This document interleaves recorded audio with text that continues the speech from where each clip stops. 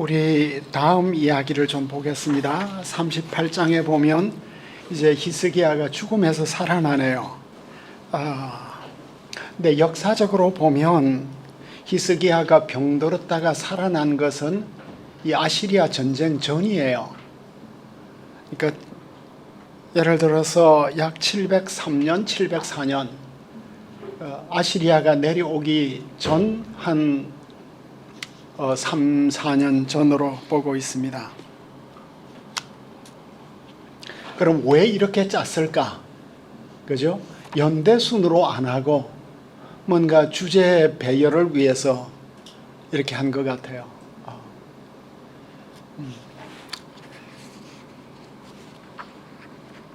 이제 그게 좀 흥미로운 점인데 38장을 우리가 잠깐 보겠습니다. 38장에 보니까 히스기야가 이제 갑자기 히스기야가 병들어 죽게 되었어요. 아직 므낫세도 태어나지 않은 후계자도 없는 상태에서, 그리고 아시리아는 이제 내려올 준비를 다 하고 있고, 그리고 블레셋 동네를 다 지금 정복하고 있고, 여러 곳에서 정말 어려운 때 병들어 죽게 되니까 선지자가 와서 하는 말이 너는 내 집에 유언하라. 유언하라. 당신은 죽고 살지 못하리라. 히스기야가 무슨 병인지는 말을 하고 있지 않는데 마지막 절에 가 보니까 종기라고 하네요. 피부병인지 아니면은 그 어떤 아시리아 대군이 당한 그런 것인지 병의 정체는 분명하지 않는데 너무나 위중한, 모든 것을 잃어버리는 위기 앞에 있었습니다. 그죠? 그의 위기는 예루살렘의 위기하고 비교가 되고 있어요. 근데 선지자가 와서 이 왕을 위해서 기도하지도 않고 당신의 집을 정리하시오. 집을 정리하시오.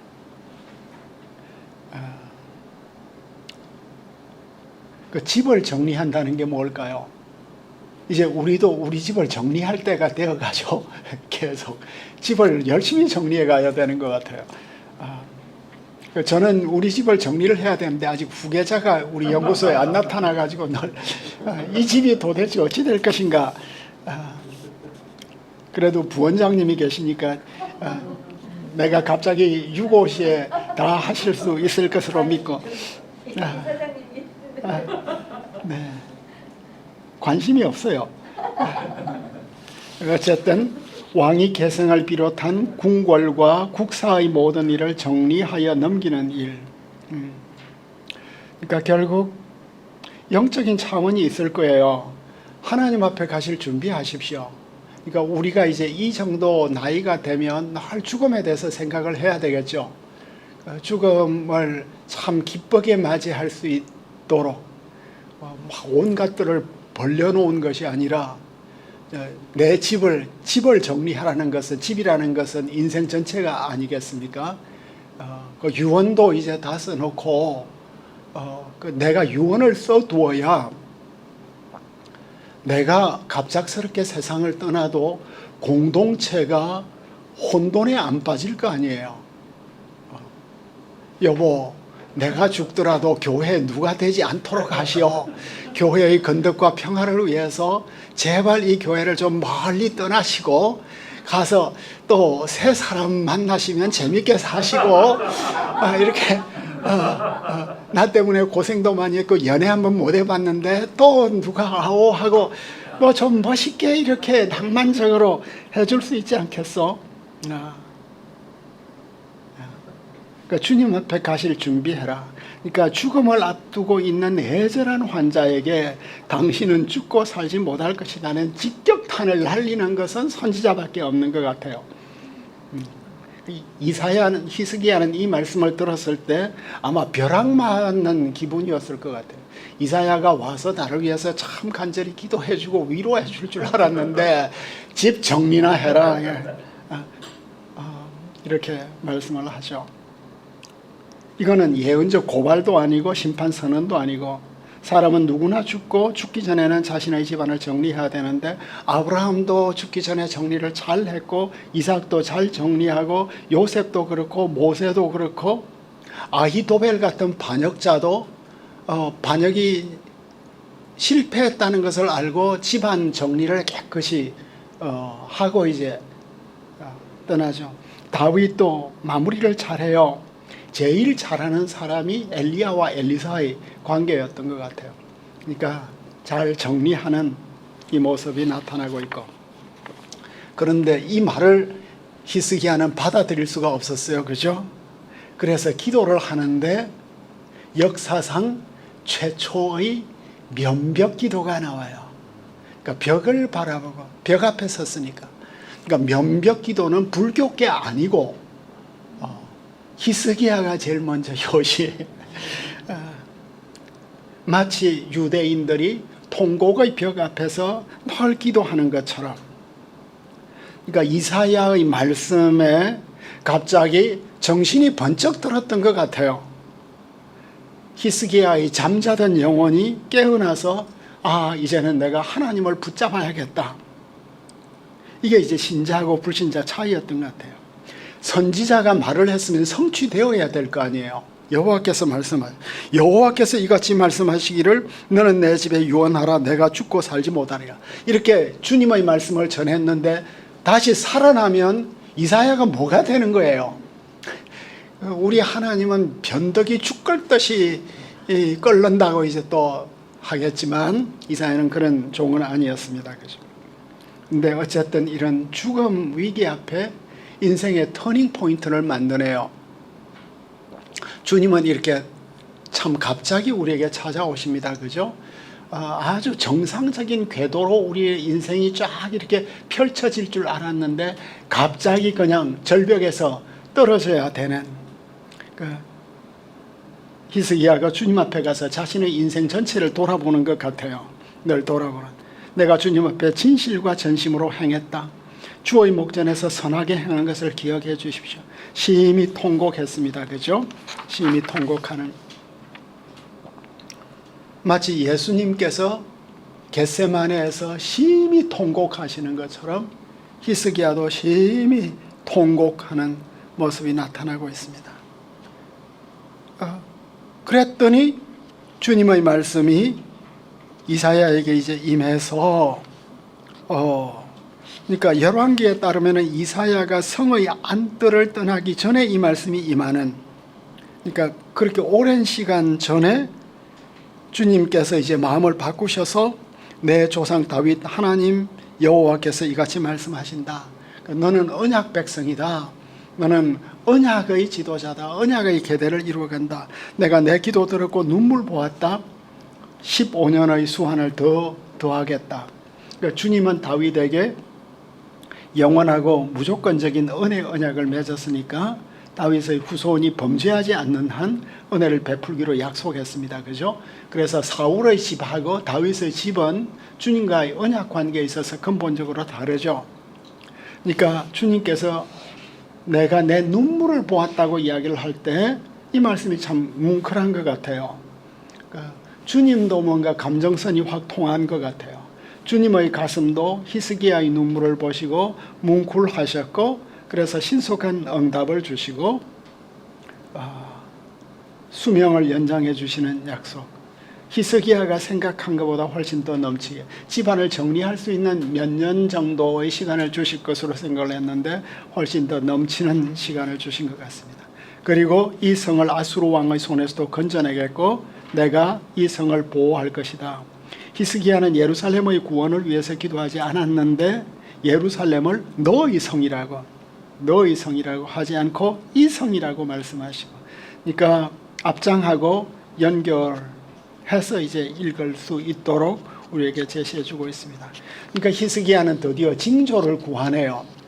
아하스는 하나님의 징조를 거부했지만 히스기야는 이 징조를 나중에 보면 구했다는 것을 우리가 알 수 있을 것입니다. 그 징조를 이제 주시면서 해시계가 10도를 물러가게 하리라. 이게 이제 참 어려운 징조죠. 그럼 태양이 어떻게 10도 뒤로 물러가느냐 하는 이런 문제가 있는데, 최근의 해석은 10도라는 이 말에 오해의 소지가 좀 있었다. 여기에서는 해 시계가 나오지 않고 해 그림자가 뒤로 10도 물러나는 것이라고 말하거든요. 그러니까 이게 뭐냐? 원문에서는 아하스의 청계들의 10계단, 그 10 steps on the stairs of Ahaz라고 이렇게 번역이 되었습니다. NET나 NAS나 NIV나. 그러니까 아하스는 해 그림자가 계단에 비치는 것을 통해서 한 계단이 한 시간을 가리키도록 측정하는 장치를 만들었는데, 그게 아하스의 해시계였는데, 여기에서 물러가다는 야라드니까 내려가다. 그러니까 해 그림자가 10계단 내려간다. 그래서 히스기야의 기도에서 구덩이로 내려가는 자들하고 내려간다가 이제 짝을 이루게 되는데, 이 원문의 뜻을 정확하게 결정하는 것은 모두에게 어려운 것 같아요. 그러니까 최근에는 일식을 가리키지 않냐. 그리고 역사적으로 주전 704년 후반부에 일식이 있었다는 게 증거가 되고 있습니다. 성경적 관점으로 보면 태양도 주님의 작품으로 주님께 복종하는데, 그런 맥락 속에서 우리가 이해를 할 수 있지 않겠나 생각되어집니다. 그리고 이제 중요한 것이 히스기야의 애가 기도가 되겠습니다. 히스기야가 병들었다가 나았을 때 기록한 글, 어찌 보면 이 글은 그냥 비문이 될 수도 있겠습니다. 조서도 될 수 있고, 히스기야의 애가, 오늘 아침 우리가 홍문수 목사님을 통해서 예레미야가 예루살렘이 망하는 것에 대한 그 비통한, 그 애절한, 구구절절의 이런 애가를 보았는데, 히스기야의 개인 애가, 내가 중년에 스올의 문에 들어갔다. 중년에 들어가니까 너무나 황당하죠. 내 중년에 가다, 중간, 내 나라의 정오에 한창 나이에, 세상 내 인생의 절정기에, 그러니까 참 내가 인생의 절정기라고 생각을 했는데 갑자기 주님이 부르시면 참 황당하죠. 여기에서 빼앗겼다 보다는 소집받았다. 그러니까 주님께서 내 인생의 절정에 있을 때 나를 소집에 불러주셨다. 파카드라는 단어가 나왔습니다. 내 인생이 어찌 이럴 수 있는가? 스올의 문에 들어간다 하는 이 문제, 스올의 문이 예수님께서 음부의 권세, 음부의 문으로 이렇게 언급을 하고 있습니다. 히스기야가 가장 애통했던 건 뭐냐면, 다시는 내가 주님을 뵙지 못한다. 이게 이제 구약의 죽음관이에요. 구약의 죽음관에 있어서는 죽으면 스올로 들어가는데, 그 스올에서는 찬양도 없고 감사도 없고 기도도 없다. 그 하나님을 예배하지 못한다. 그래서 이제 시인들의 기도는 뭐냐 하면, 내가 스올로 들어가 버리면 주님을 찬양할 수 없게 되는데, 그럼 누가 주님을 찬양하겠습니까? 그러니까 내가 살아서 주님을 계속 찬양하고 예배할 수 있도록 저에게 은혜를 베풀어 주십시오. 그러니까 시편 6편 같은 경우, 그러니까 내 인생이 지금 현재 무엇과 같냐? 목자가 장막을 이렇게 거듭갔다. 목자가 이제 목축을 하다가 이제 계절의 변동에 따라서 또 새로운 풀을 위해서 그동안 참 펼쳐놓았던 모든 장막, 그리고 직공이 이렇게 모든 배를, 삼배를, 모시를 이렇게 다 하고 나면 마지막에 완성이 되었을 때 쫙 잘라내어 버리듯이 내 인생을 이렇게 쫙 잘라버린다. 나를 배틀해서 그냥 끊어버리신다. 이런. 그런데 주께서 조석간에 나를 끝내시리이다 할 때 끝내다가 샬람인데, 이게 마치다, 온전하다, 평안하다. 우리가 히스기야는 어떤 마음으로 이런 말을 하는지는 알 수 없지만, 이런 상황이면 하나님에 대한 고발도 될 수 있고, 또 비난도 될 수 있고, 두려움도 될 수 있고, 분노도 될 수 있고, 아니면 자신의 연약함에 대한 고백도 될 수 있고 그 여러 가지 복합적인 마음이 히스기야에게 있었던 것 같아요. 그 고린도 후서에서는 만일 땅에 있는 우리 장막집이 무너지면 그 장막집이 무너지는 이걸 이제 장막을 걷는다 하는 이 표현하고 여기에서 스케네라는 장막하고 걷는다 카탈류오가 동일하네요. 바울이 히스기야의 기도에서 이 표현을 가져왔을까? 이런 생각을 해보게 됩니다. 아침까지 견디었는데 주께서 사자같이 내 모든 뼈를 꺾으신다. 여기에서 사자 같다는 이것은 앞에서는 주님은 직공처럼 내 인생의 배틀에서 나를 이렇게 끊어낸다고 했는데 이제는 사자 이미지로 그리고 주님은 사자로서 무섭게 내게 찾아오시고 사실 죽음 직전으로 가면 온갖 악몽도 꾸고 참 고통을 우리가 많이 겪게 되죠. 나는 제비 같고 학 같고 비둘기같이 울고 있다. 세 마리 새로 자신의 인생을 세 마리 제비와 학과 비둘기로.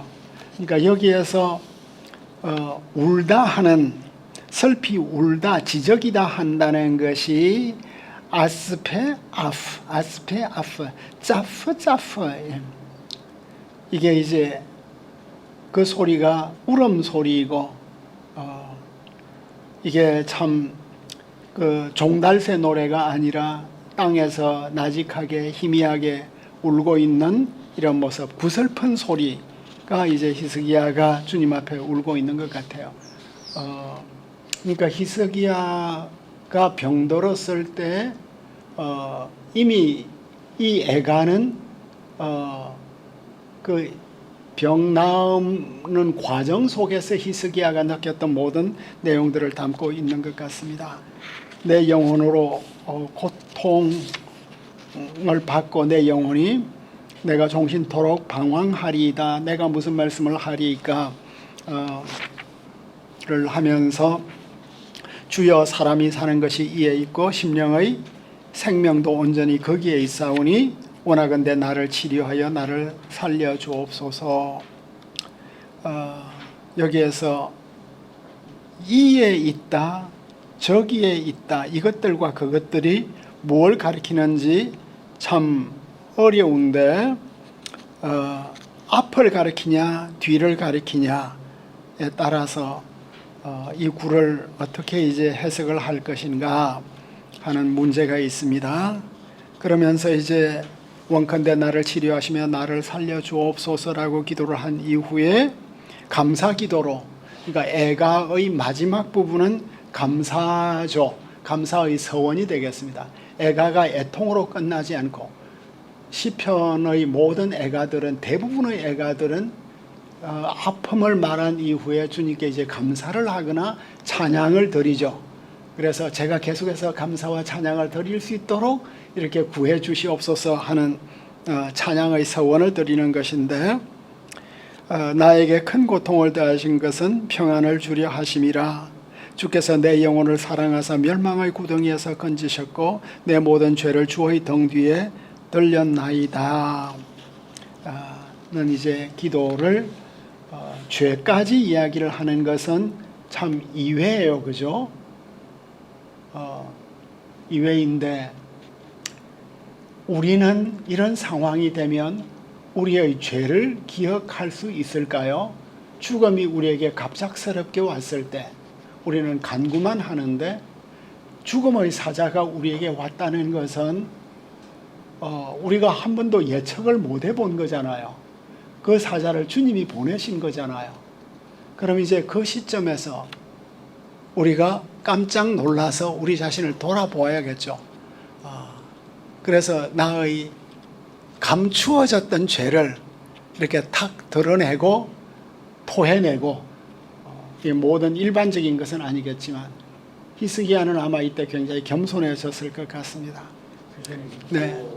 히스기야의 신앙의 사상이 자기가 병들어서 죽어가는 그 신앙을 혹시 그 자기 죄 때문에 네. 죽는다고 하는 부약적인 네. 그 사상이 아닌가 이렇게 생각해보거든요. 네. 보통 우리가 병들면은 하나님께 죄를 져서 아, 죽는다 이제 이런 생각들을 네. 이 당시에는 많이 했잖아요. 저는 그렇게 생각하지는 않고 히스기야가 하나님 앞에서 내가 참 평생 전심으로 살았다고 말하잖아요.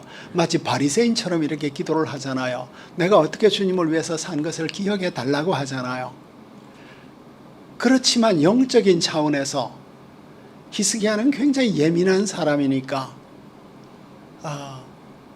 그러니까 죄가 나에게 죽음을 가져온 것보다도 이 죽음의 고통이 왔을 때 내가 그동안 참 생각하지 못했고 해결하지 못했던 것이 탁 떠오르고 그것을 이제 주님 앞에 고백하고 인생의 터닝 포인트를 만드는, 그러니까 이제 이런 이야기들도 다 우리의 신앙 체험과 연관이 되어 있는 것 같아요. 우리가 도식적으로 접근을 하지 말고 우리가 이제 성숙해가는 과정 속에서 나와 주님의 수많은 만남 가운데서 히스기야가 마지막으로 죄를 탁 터뜨려 주는 것은 히스기야도 참 이 순간에 가지고 있던 어떤 문제를 주님 앞에 탁 내어놓고 그동안은 늘 감추고 살았는데 우리의 문제는 죄가 있으면 이렇게 감추잖아요. 고백을 못하고, 고백하면 큰일 나는 줄 알고 고백하면 되는데 이건 굉장히 예민하고 깊은 문제이기 때문에 일반화시키면 안 될 것 같아요. 히스기야가 이 과정 속에서 자신의 죄까지도 이렇게 깨달았다는 것은 큰 은혜가 아닌가. 그래서 히스기야의 전과 후가 참 다를 수 있지 않았는가. 그런 네.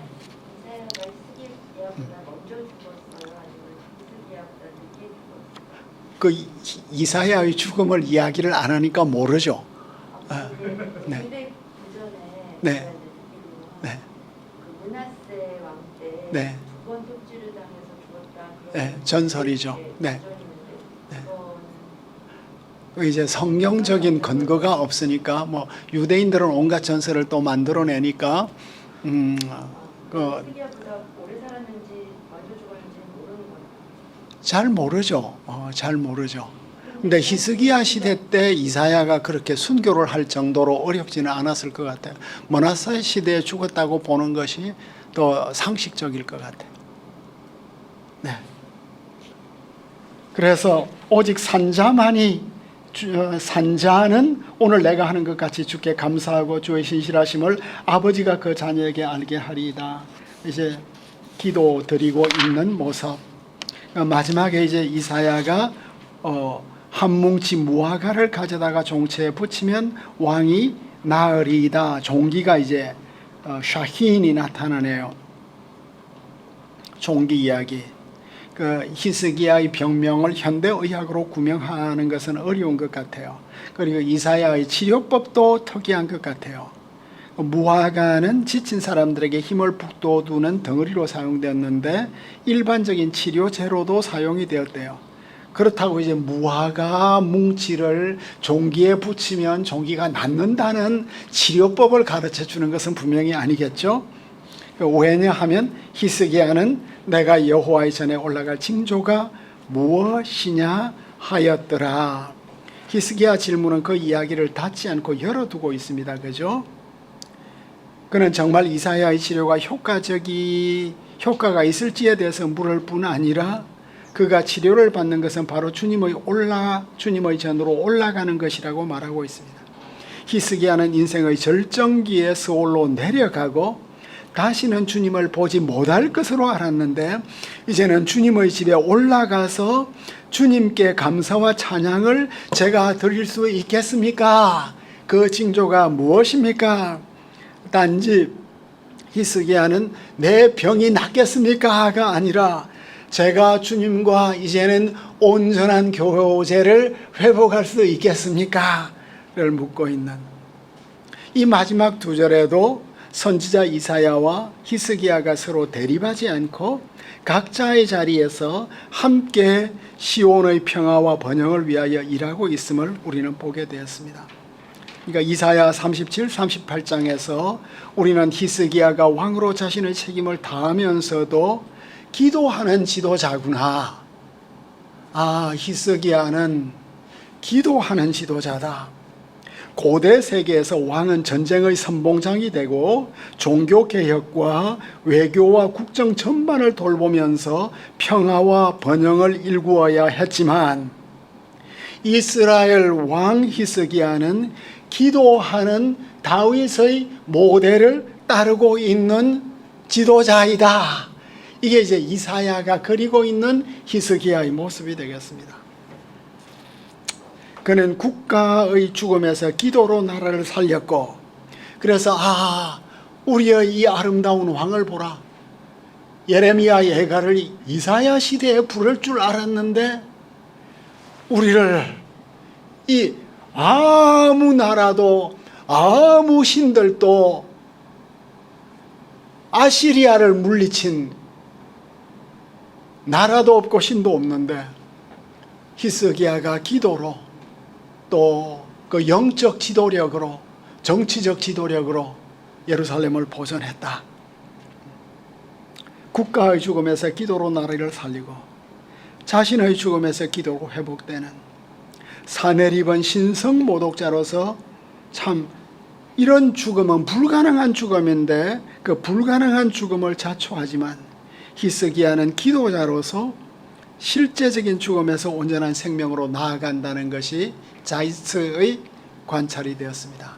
그러니까 단지 히스기야의 기도뿐 아니라 이게 앞에 있는 사내립 내러티브하고 히스기야 내러티브가 이렇게 강한 대조를 이루면서 우리는 어떤 지도자가 되어야 되겠고, 지도자가 엎드려 기도하는 이 모습이 이 국민 통합에 있어서 얼마나 참 중요한 역할을 하며 또 주님께서 은혜를 베풀어 주시는가. 그리고 다윗의 집을 향한 주님의 그 참 약속은 이렇게 끝까지 절망적인 상황 속에서도 이루어 주신다면 예수 그리스도의 언약 가운데 있는 우리는 히스기야보다 얼마나 더 안전하고 또 온전한 축복과 약속 가운데 있느냐, 이런 적용을 우리가 해볼 수 있을 것 같습니다. 여러분들 말씀하시죠. 잠깐 하실 말씀이 있으시면. 그러면 네. 이 책이 네. 그 앞에 있는 아수르 네. 그 사건과 네.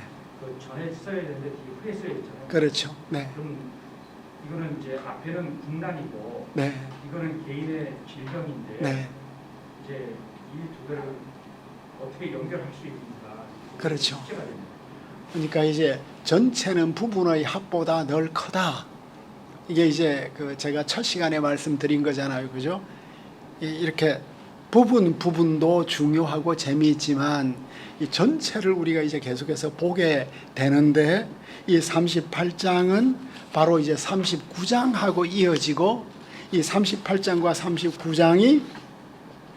39장이 어떻게 시작돼요? 발라단 아들 바벨론 왕 무로닥 발라단이 드디어 이제 무로닥 발라단이 등장했습니다. 그죠? 히스기야가 병들었다 나았다 함을 소식을 듣고 히스기야에게 글과 예물을 이제 보내준 거예요. 그 왜 39장이 여기에 나오죠? 38구장이 또 짝을 이루네.